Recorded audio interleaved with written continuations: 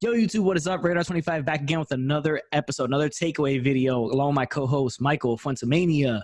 What up, Marks? Best night in wrestling. Guys, that is correct because we are back with another takeaway, like I said before, and it's going to be 6 takeaways from the Wednesday Night Wars, AEW versus NXT. We're going to start off with NXT first and get to an insane AEW Dynamite. That's what we really want. That's the main event right there. So good from AEW. Nothing new. AEW feels so fun, fresh, relaxed, and more enjoyable than most WWE programming. Just so entertaining. Yeah, it's even more entertaining than NXT at this point right now. And I was always really kind of like a NXT's better guy than AEW, but right now I think they've surpassed. AEW's kind of taking over. Yeah, even by the ratings, 827,000 people watched AEW, 731 watched NXT. So by 100,000 viewers, so pretty big here, pretty big. AEW's in a big. Yes. So if you're one of those massive amount of people that watch either show, you should be watching this video as well as a companion piece to your Wednesday Night Wars, to the festivities every Wednesday, NXT and AEW. Guys, before we get into this video, I want to remind you guys, drop a like on this video, previous videos, hit that subscribe button if you're not subscribed, and hit that notification bell so you guys are missing one thing that's dropping here or anywhere else. Social media, Twitter, Instagram, Twitch, Mixer, where I live stream a lot of Call of Duty. Check that out.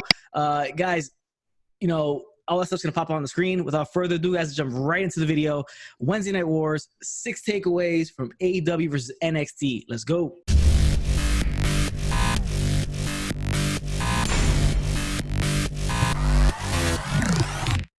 All right, guys, so NXT is going to start off hot with takeaway number 1 of the Wednesday Night Wars, and it is Drake Maverick. We've been talking about this for a while. It's interim cruiserweight tournament that they've been doing, and it all comes down to who's going to face Hijo del Fantasma next week on NXT. It's a triple threat. Drake Maverick, Kushida, Jake Atlas, who we're still not a huge fan of, but he's there. You know, guys, we've been hyping this up because of the real life ramifications of all this, because like we said, Drake Maverick was released like over a month ago. So he's still there, and he's fighting for the finals of the NXT interim cruiserweight tournament championship, all that stuff. Yeah. So, this was a good triple threat match. Everybody plays well. Kushida's just so damn good in the ring, and so is Jake Atlas. He's a very polished performer. I really enjoy his finish. That it's cartwheel. It's almost like something you would create in 2K, basically. Yeah, like create a finisher type thing. Just like that would never really do happen in real life, but here it is in real life, so it's pretty interesting now. Yeah, it was cool. It was cool. Spoiler alert, Drake Maverick wins this match. So the story, the Cinderella story of Drake Maverick, he kind of wins it. They probably needed some VAR on this one. Yeah. They have to go under the hood and check this over again, because there's a little bit of controversy to this win, but smartly done, because Drake Maverick in ring, as like a performer, he's obviously solid, but like if you don't take him that too seriously, correctly, right? Smaller guy. Yeah, against everybody else, even in the cruiserweight division. So this was smart, especially with Kushida, who's like so respected worldwide. Yeah, and is such a tremendous in-ring performer that this protects him. So the finish is Kushida hitting the arm bar on Jake Atlas. He's struggling to pull the arm off to unhook the 2 hands of Jake Atlas to put him the full arm bar. As he does, and he finally does, here comes Drake Maverick, kind of just slings his arm over Jake Atlas, and they count the pin. And that's how Maverick wins, and he's gonna face Hijo del Fantasma next week on NXT for that interim cruiserweight championship. I don't think there's any way he does not win this title. At this point, he has to. The story is just so good. It's all so natural. It's all has, like you said, real life ramifications. It's worked so well. He's the underdog. He won the match. Kushida still looks good because he actually won the match, because Atlas actually tapped. And the fact that later on in the show that there's a whole promo and Kushida says, you know what? Go get the title, go be champion. So he makes him the ultimate baby face. You can't really be mad at the guy. He respects the story. It's just the story just fell in their lap for something that was really not that interesting for the Cruiserweight Championship tournament.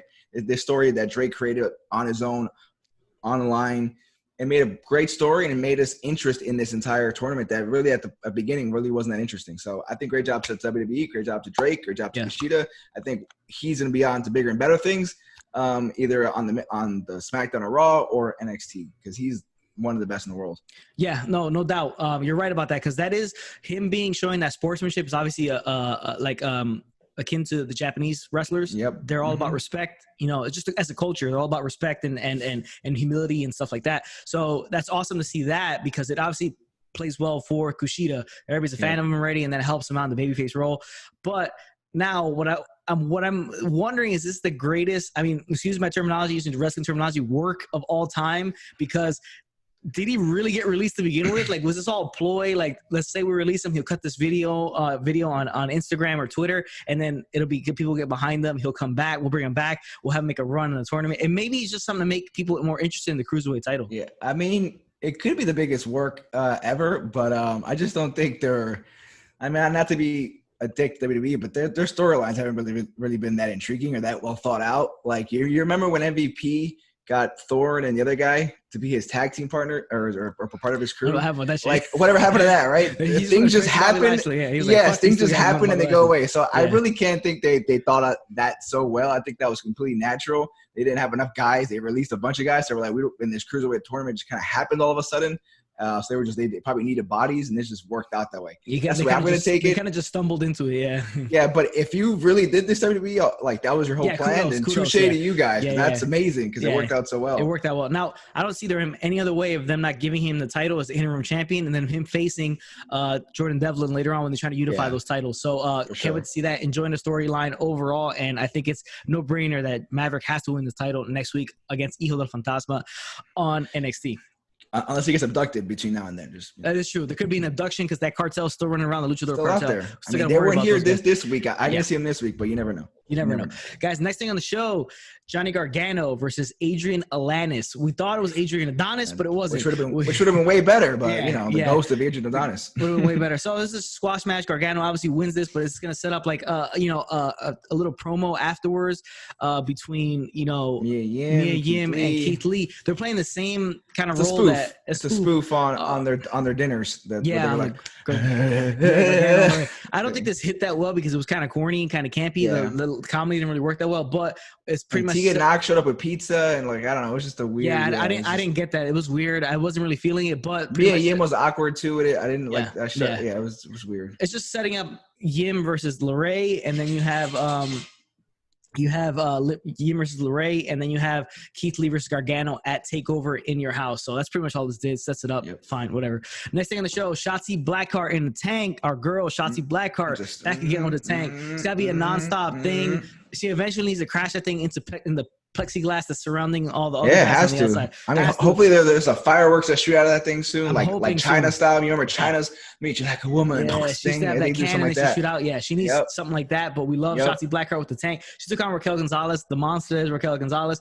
She came out Dakota Kai. Tegan Knox got involved in here. Gonzales gets the win with a lot of distraction from Dakota Kai. So, it's looking like a tag team's going to be forming there between Knox and Shotzi Blackheart going up against Raquel Gonzales and Tegan Knox. And then there was also the reason why basically an assist also to Candice LeRae because she came out and got in Tegan Knox's face over the prior video, the prior promo thing with the pizza thing. So she was upset about that, which caused a whole fracas to happen inside. So. Yeah, so it is what it is. We'll see where all this stuff goes on later on. Probably some takeover matches involved there. Next thing in the show, guys, Rhea Ripley versus Io Shirai in a tag team match against Charlotte and a mystery partner who ended up being Chelsea Green.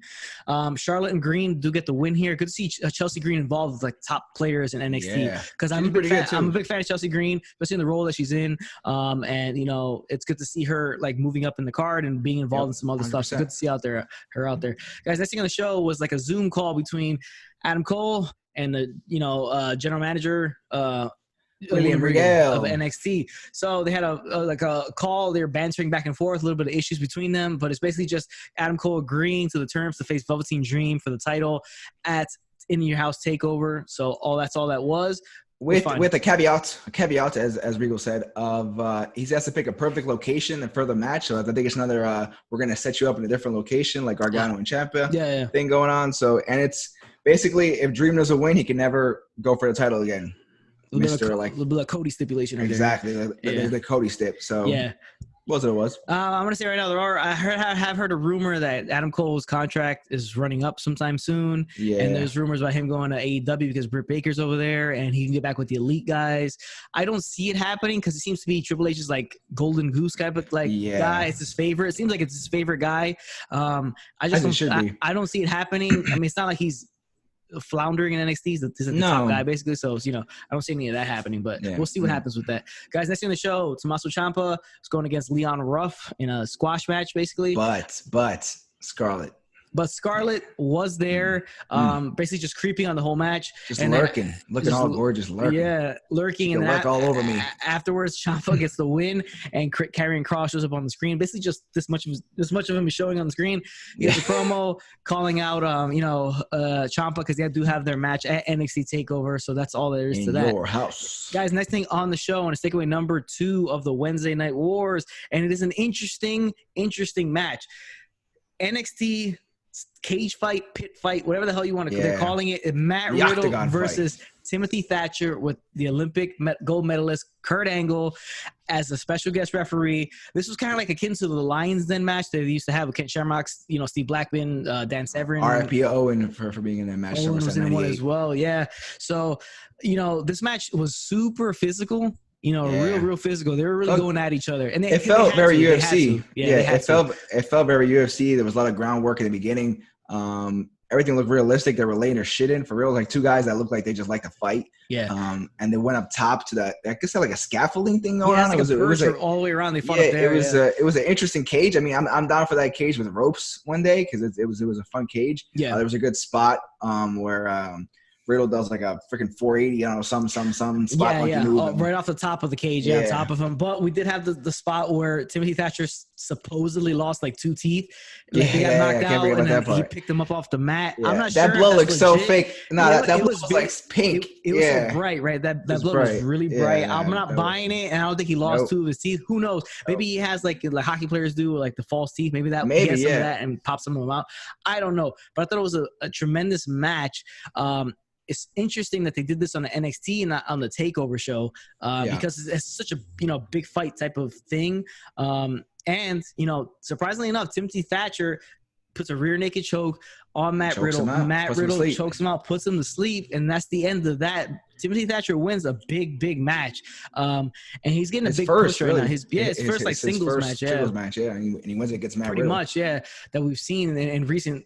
It's his first singles match recently, so he beats Riddle, and that's the end of that. I mean, I thought it was super physical. That T spot is kind of like you don't really buy it too much, but it's a nice little thing that they put in there, and but they were going for the whole real world as like a shoe fight, and it felt like a shoe fight. Both guys were, again, like I said, laying their shit in, like they were getting in there, holds, getting that Texas Catch'em style, whatever style of. Well, I mean, they brought up a lot the fact that Matt Riddle's a former, UFC competitor, UFC fighter, and Timothy Thatcher trained in that cactus catch can style by James Barnett, Josh Barnett. Yeah. So, some legit shit going on there. So I enjoyed it. I thought it was good.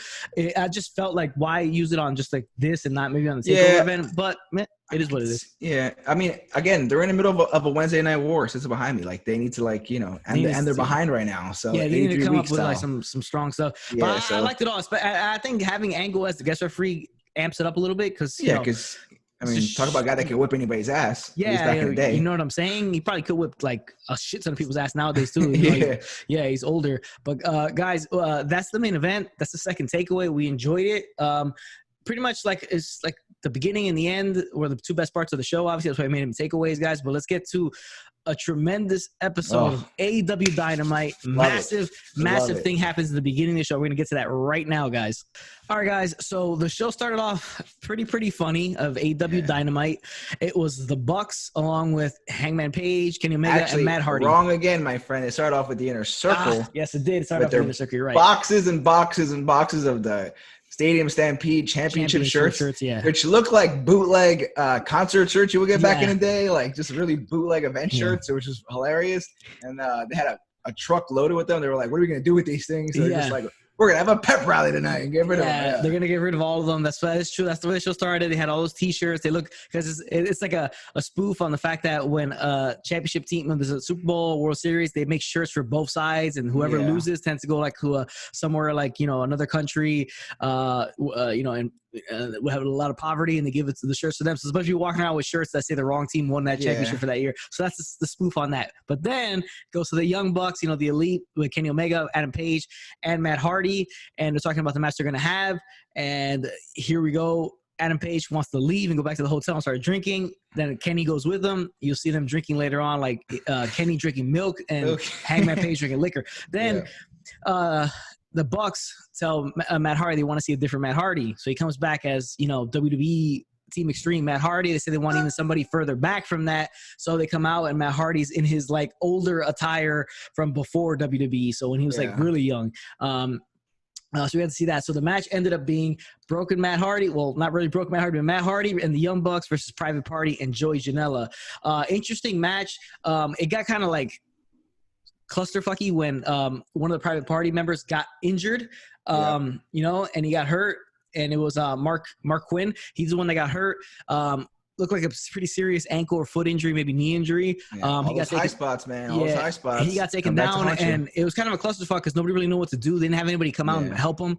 And you heard Isaiah Cassidy kind of say to Mark Quinn on the outside, "It's almost over, bro." Like calling out that the finish is coming. At the end of the match, Matt Hardy went outside and kind of helped bring Mark Quinn and the referee. They tried to take him to the back. It was very odd. It was super weird. I don't know where everybody was. That could have came and helped him out and brought him out. And there was also a big right in the middle of the match. The Bucks got into it with the Butcher and the Blade outside, who were in all white today. Which I'm not really. Usually all black. I don't know. I guess they were like good guys, but they weren't. They were on the heel side, so whatever. Yeah. But they got into it, so that looks like they're. And then once Hardy and the Bucks won, then here come the Butcher and the Blade in And again, and that brings us directly to takeaway number 3 of the Wednesday Night Wars, and it is the debut of the formerly known Dash Wilder and Scott Dawson. The Revival, now known as FTR, which we thought was going to be the Revolt. The Revival. It just seems like they're just called FTR and AEW as of right now. Dax Hardwood, Cash Wheeler. Still not completely sure which one is which, right? Yeah, man. That's tough about these guys. Yeah, they were on the Jericho podcast, and I was like trying to remember who it was, but I still don't know who he's like. But we'll learn them. We'll learn them. It took us a while to get which one was Dawson, which one was Wilder. I mean, we saw him at NXT early. We went to NXT TakeOver Brooklyn. We were like, damn, which one's one? We know, but they're so good. They're just so damn good. Yeah. So this is the dream everybody's been waiting for a while. We all knew it was going to happen when they left WWE, that they were going to come AEW because the Bucks were there, and the tag team division is AEW. AEW is tag team wrestling right now, right? So they come out, and it looks like the Butcher Blade kind of steps aside. Looks like they're going to attack the Bucks, FTR. But they actually don't. They actually fight off, the Butcher and the Blade, and they don't really come into contact with the Bucks, and they kind of just leave. But it was awesome. It just came out in a cool, like older Chevy style Chevrolet, Chevy truck. Good looking truck. Yeah. They also came out looking like Scott Hall did for WCW when he jumped the rail and like all denim. It looked really cool. They came in there. They were like, and I love how they swerved it. Or we all thought they were gonna play the heels. They were gonna take on the Bucks. But they were like, nah, we got respect for these guys. We're just gonna be 2 babyface tag teams from now on. I guess just like top competitors. Yeah. And they went and attack the heel. So I thought that was a good little swerve. Everybody's probably expecting the initial they were going to hate the Bucks. Because if you watch Being the Elite, they've been saying it for, I don't know, 3, like since the beginning of the damn show, that FTR, they would end every show with FTR. And everybody was like, what was FTR? And FTR is, we found out it was Fuck the Revival. Revival, yeah. So it was cool the way that whole dynamic. And they've been teasing it for a while in the past few, Being the Elites, with FTR being around. They even wore the stupid get-ups that Vince McMahon had drawn up for them, or the creative had drawn up for them at the end of WWE. If you guys seen those crazy looking drawings for their outfits. But super cool to see these guys here. Obviously, we know it's a foregone conclusion that they would show up, but cool to see that they didn't jump the gun and immediately put them against the Bucks. Now it looks like they'll come in and face Butcher and Blade, and then maybe they'll sprinkle the Bucks in there. Maybe they'll tag with the Bucks in like 8-man tags for a little bit, and then eventually do Bucks. They got to save that for All Out. Or what they can do is have just like Like, we don't have to have heels versus baby faces, or just kind of just like it'll be two of the best tag teams in the world. Babyface match. Yeah, just two of the best tag teams in the world, like especially the most exciting ones right now, and just have them kind of compete with each other and build their way. I mean, it'd be kind of crazy if the FTR just come in and be the number one tag team all of a sudden, like be tag team champs. A lot of the guys have been here. They're all about like their whole stats and like power ranking. So let's like work their way up. Yeah, they got to work their way up because they need the wins in the win column in the rankings. Obviously, you're right about that. But gotta make those count. I think they could rail off a lot of wins going into All Out, because I think All Out and Double or Nothing are the two biggest shows of the year. So All Out being in September, they can wait it out and just drag this out all the way to September. Yeah. All Out is their Starrcade, their WrestleMania at the moment, because that was the first pay-per-view even before AEW was a thing. It led to creating AEW. Yeah, it had All In. The original one. So, I mean, that's the way to start. I think you got to save this, got to give us what we want, but make us wait for it. Make us wait for it. Yeah, exactly. Guys, that is that. Next thing on the show, and it's going to be takeaway. Where we at? Number 4 of the Wednesday Night Wars. And it was Jon Moxley coming out to do commentary during a match between Brian Cage and some guy. Who knows who he was, but it was what it was. Now, Brian Cage obviously demolished him, and then here comes Taz calling out Jon Moxley and saying that this match will happen at Fyter Fest. Now, Fyter Fest, according to Jim Ross, will happen sometime in the summer. Don't know when that'll be. Maybe it'll be July, August. I don't know. Who knows? They said sometime in the summer. But the interesting part about this was that Taz said at the end of his promo, he said, "Beat him if you can, survive if he lets you." That is obviously Taz's old catchphrase from ECW. And he's giving it or saying it in reference to Brian Cage going after the AEW championship against Jon Moxley. Now, do you think at Fyter Fest, Brian Cage will become AEW champion? It all depends on how they book him and build him from here on out. If he's like the number one monster, because he can be. Let's think about this for a sec. He's a power lifter monster that jumps around like a cruiserweight. There's maybe one guy in the world like that, and it's Brian Cage. There's no one else in the world that can do what he does. So if they build him right and they book him right, yeah, I can see him being the champ. I definitely can. I think Mox will have at that point probably had it for like 6 months. We'll say through 4 or 5, 6 months. So it might be time to like take it off of him and build another guy. And I think Brian Cage is a guy that you could probably count on for the championship belt. I'm gonna go with that. How about you? What do you say? I'm gonna go with Moxley retaining, and this just being a one-time match. Like, he won that, he'll lose, and then he'll go on to something else and just continue to go after that. That's the way I see it. I just see them as having Moxley carry a title, and I feel like AEW is gonna go the same Japanese route where guys hold on to the title for way longer. Kata style, all right. To me, it just seems that way. They're gonna they got a lot of the issues people have with WWE's their titles don't mean anything because it's swap. I mean, in the late 90s or 2000s happened a lot, but look who it was there's a lot of top swapping. guys. It was swapping between like a shit ton of like big time guys. You know what I'm saying? Mount Rushmore guys. So yeah, like it's going between Austin, Rock, Angle, Taker, Undertaker. I'm sorry. Kane for a little bit, Mankind, Austin, Triple H, it was just all over the place. You know what I'm saying? So it's a ton of guys, right? So I think he holds on to it, but it's gonna be interesting to see how they do Cage and the fact that they have him Taz as his mouthpiece. What he looks as for now, anyways, he has Taz as his mouthpiece. But they're obviously gonna build him as an absolute wrecking machine, and he just took on. I mean, because the way I see this going with Moxley is he's gonna be one of those champions that fights. Like Brett, right? He fights these humongous guys. He fights Diesel. He fights Bam Bam. He fights Yoko, and he's just taking on like the biggest guys, Bob right? Backlund. He may lose the title and stuff like that, but he's gonna be he's taking on like because he went on that run where he's taking on the biggest guys in the company. You know what I'm saying? So it could be something like that. I mean, it would be great. Brett was the greatest storyteller ever. Just biased as all hell because it's my favorite wrestler. But Brett also used to win like in roll-ups and like kind of like sneak out of wins and like where they can build Moxie in that way, and it would be fun to have a guy like that. It's not like the all-powerful, John Cena style that can beat everybody easy. It'd definitely be fun that way. So yeah, I could see that too. But I just like Brian Cage, and I think if they book him right, he could be a fun champ. He could be, yeah, because he is so athletic and at his size and just overall look. Guys don't move like that. Yeah, but that's cool. Next thing we saw, guys, was an update from Britt Baker herself on her injury. She said she's going to be out until All Out. So until September around that area. Now, she called out everybody in the women's division as to causing her injuries and how they've all kind of screwed her over. And Web of evil. And she even called out referee Aubrey Edwards as well. Well, she's like the head honcho. She's the Lex Luthor of it all. She's the master behind. She's the puppet master behind all this stuff. Behind all these injuries that she's gotten, yeah. Yep. So this was fun little segment. She was in a wheelchair. That on the back it said "roll," ROLL instead of ROLE. Funny little stuff, but that's pretty much it. She had somebody behind her flipping the pages on the board.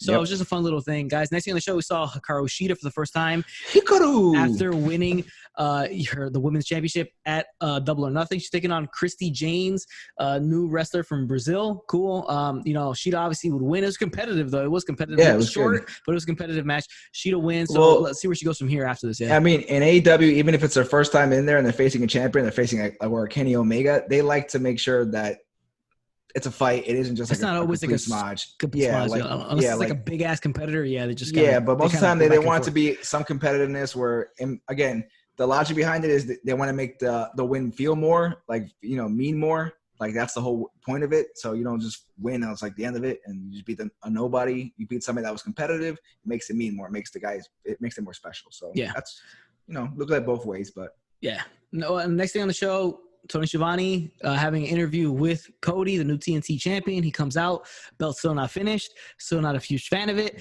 But this man in Cody is the best good guy promo in professional wrestling right now. Oh yeah, without question. Without a shadow of a doubt, this man has the best promo for a good guy in professional wrestling. He continues because you feel his emotion in it, feel everything behind it. And he just basically says that he's issuing an open challenge for the TNT Championship, similar to when John Cena did for the United States title.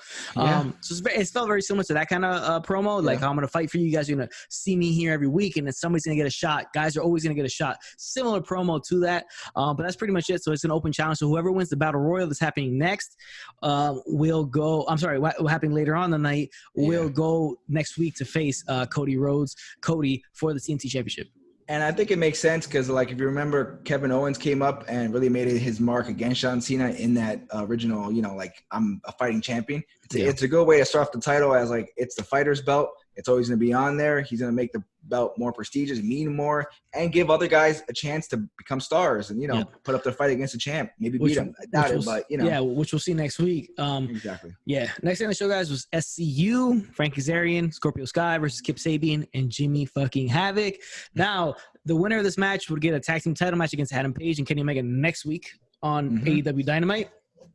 Surprisingly, Sabian, Jimmy Havoc win the match. Yeah. I thought it was coming by surprise. I thought SCU was almost for sure going to win it because Sabian and Havoc haven't been together too long. They've had maybe one or two matches. So it is what it is. They'll get a title shot next week against Kenny and Page. So we'll see what happens there. Interesting. But guys, next thing on the show, and it's going to take away number 5 of the Wednesday Night Wars, and it is the Battle Royal for a shot at the TNT Championship next week. Now, I'm not a huge fan of Battle Royales. I like the Royal Rumble with the guys come out at intervals because Battle Royales are just like a clusterfuck and it's just mad guys in the ring and a lot of guys aren't doing much. Surprising to see Dr. Luther in there.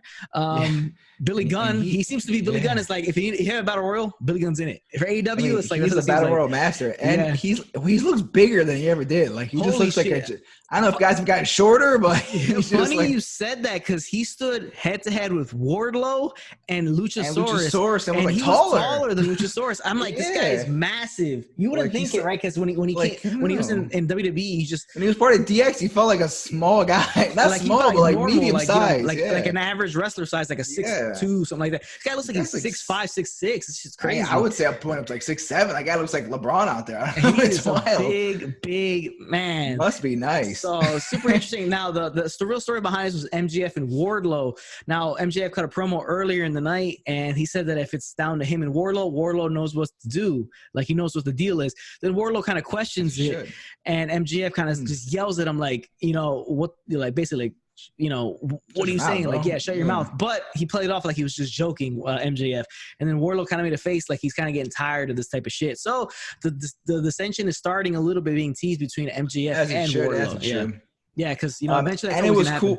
Yeah, and it was cool the fact that MJF was being real smart heel, and just one in the corner had big ass Warlow just sitting in front of him and making sure like, hey, that guy's coming for me, you get his ass, which was a fun little, just adds more story to Battle Royals, like just a big clusterfuck. Yeah, this was actually exactly, and it pretty much came down to MJF, Wardlow, Billy Gunn, Luchasaurus, and Jungle Boy Jack Perry, and don't forget. Freshly Smooth. Now, Freshly Smooth came out. Freshly Squeezed. Freshly Squeezed. What is that? Freshly Smooth. Freshly Squeezed Orange Cassidy comes out, as he's being introduced, and then here comes Santana Ortiz and take his ass out because earlier the Inner Circle were having a quick promo, and Orange Cassidy just kind of just walks in the way, like he walks through the background of the brother shot. So pisses the Inner Circle off. So he's they pretty much gone the entire Battle Royal up until the last like 3 people. Yeah. So you forget about him just like I did. I just forgot about him because he was barely in the match to the end. So what ends up happening is that MJF and Wardlow get eliminated. Surprisingly enough, so I kind of thought MJF was kind of like a lock to win this thing and face Cody next week, but I guess they'll hold off on that because now he's complaining that he hasn't gotten a title shot at the AEW World Championship and he's undefeated. So he's like, it doesn't make any sense. So people are against him. So this continues the MJF kind of versus Wardlow thing. So the ending is Orange Cassidy versus Jungle Boy. It's the last 2 guys, and here we go back and forth between the 2. Jungle Boy is the winner of the Battle Royal, and he will face Cody for the TNT Championship next week. And I thought this was interesting, but also like a good call, I think, because it's not the obvious choice. Nope.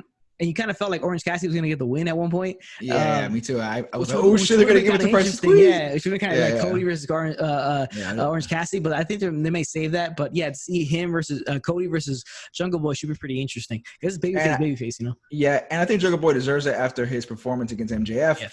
He's definitely like a future star. It's a good way, again, for Cody to build a guy up, make him more viable, make him, a future star or a star that can, in a couple of months or a year or 2 years or whatever, be a champion, be a TNT champion. So I think it's good as Jungle Boy, becomes a bigger star and evolves into what he's eventually going to be. So I think it's a smart move. Yeah, smart move. The ending was the best part of this. Battle Royals usually suck. They're never really all that great. And this one wasn't anything special, minus the ending part. Because you had Jungle Boy come off. Yeah, it was fun. It was a little fun at the end. That's pretty much it. Fun. Yeah. Now, guys, the next thing on the show, last thing on the show, takeaway number 6 of the Wednesday Night Wars is the Inner Circle pep rally. This was super, super interesting. They had Vicky Guerrero come out with the cheerleaders and introduce the entire Inner Circle. They had a bunch of stuff set up in the ring. They were giving away the t-shirts that they overbought, and people were throwing them back at them. This became a disaster for the Inner Circle. Very funny thing from Santana. He was giving out, like Nuyorican gifts. He gave Vicks. If you're Hispanic, you know that Vicks cures everything. He gave it to Sammy Guevara to cures COVID. Cures COVID. Yeah, he gave it to Sammy Guevara to heal his injuries. He gave Chris Jericho a photo of Mark Anthony, which I thought was hilarious. The king, Mark Anthony. Yeah, the king, Mark Anthony. I've never been a fan, but obviously Chris Jericho is a massive fan of Mark Anthony. A lot of funny things happen here. Sammy Guevara on crutches. Chris Jericho gives him like a scooter to ride on, so for his leg. But it's pretty much just a lot of stuff going on. And, basically Chris Jericho's not happy. And this is funny because he references Mike Tyson and Mike Tyson punching him on Monday Night Raw. 10 years ago. 10 years ago, yeah. I have here January 11th, 2010 is when it happened on Monday Night Raw. And he hasn't forgotten, so he calls Tyson out. Now, Tyson comes out with a crew of guys. We saw Henry Cejudo, former UFC champion who just recently retired.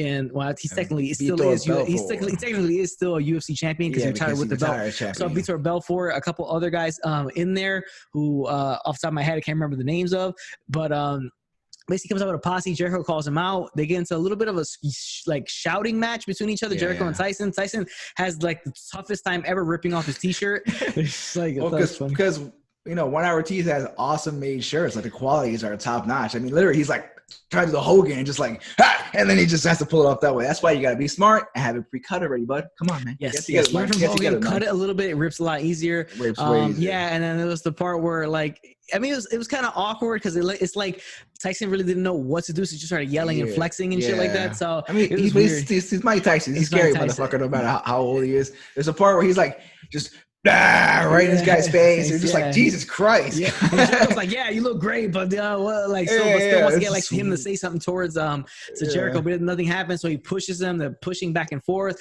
and a big like pull away brawl ensues, and it's chaos all over the place. Out, everybody, everybody comes out. Yeah, it was wild. And I don't know if it's gonna lead to a match. If they sign, Tyson to, Tyson's talking about making a comeback in boxing, but maybe he does a small wrestling match against Jericho at Fyter Fest or some shit like that. I don't know. I mean, like Mike Tyson's not going to be able to have a match. Like he's not a trained wrestler. He's the baddest motherfucker that ever lived. So I think he's gonna go in there and literally knock Jericho out. Yeah. So I'm not really sure what's gonna happen. Or if they do like a boxing match, but I'm not like, is Jericho gonna go in there with Mike Tyson? I know he's 53, but if you saw the video from a couple weeks ago, he can still kill anyone. Yeah. So, I mean, if you're going to have a shoot boxing match with Mike Tyson, I don't know. Jericho's got to be real brave for that one. Yeah. Now, don't get me wrong, this looks a lot like when Austin and Tyson had their scuffle. It was a complete playoff. It looks just like it. I mean, not just like, but it looks very similar to it. It's not going to have, obviously, the same mainstream effect that it had when Tyson was there, because Tyson was a massive global star, pop culture star at that point. Especially he just, I think he just had bit off Holyfield's ear at that point. So he was like the biggest bad guy there is, and all stuff like that. So he was all over the place, and this was a big thing. This is gonna be a shot in the arm for AEW, like, give maybe a little bit more of a mainstream push. I doubt it. It helps. Maybe no, but you know what? I think it is because Fox Sports ain't gonna cover it. Neither is ESPN because they have. So who's really gonna cover it other than other media sources like digital media sources, stuff like that? I mean, you may get the digital YouTube, those entertainment channels or whatever will toss it. I just think that they're capitalizing on there isn't any more sports. There is no sports really going on, of the top 4 sports. And him talking about a comeback, so. Yes, and Tyson's been in the news. He's been like all over ESPN. He's been all over all the sports channels. So it made sense to get him in here. The only thing I was missing was Tony Khan coming in and be like, "You ruined it! You ruined it!" Like what's it hilarious.